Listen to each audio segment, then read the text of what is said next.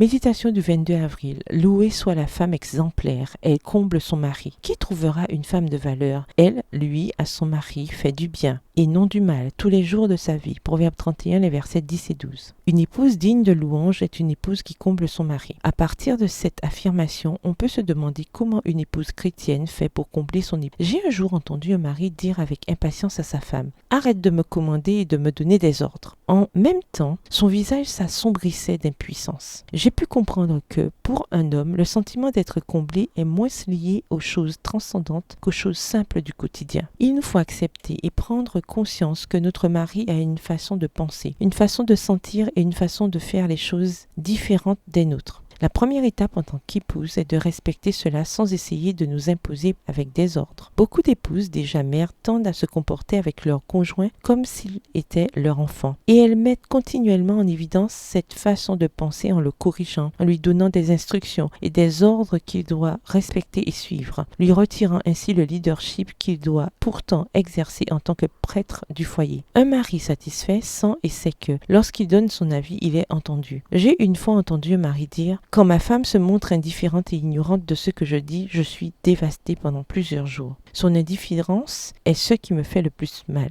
La femme affable peut montrer avec tact son mécontentement pour une question donnée sans avoir à accabler son époux comme un rival qu'il faut écarter à tout prix. Recevoir des éloges et voir satisfait le besoin d'être reconnu est vital pour jouir d'une bonne santé mentale. Montrez-vous reconnaissante de ce que votre mari fait pour vous et votre famille. Louez et félicitez ses efforts et pas seulement les résultats obtenus. Exprimez-lui votre amour avec des mots et des gestes aimants. N'oubliez pas qu'il est un enfant de Dieu dont la santé mentale se ranime avec tous ses détails et habitudes. Que diriez-vous de donner un bon départ à la journée de votre mari? Et si vous lui manifestiez l'amour qui vous a poussé à vous unir à lui dans le mariage d'une manière et dans un langage qui soit pour lui sans équivoque? La vie est un apprentissage et avoir de bonnes relations de couple est quelque chose qui peut s'apprendre. Bonne journée, que l'Éternel vous bénisse.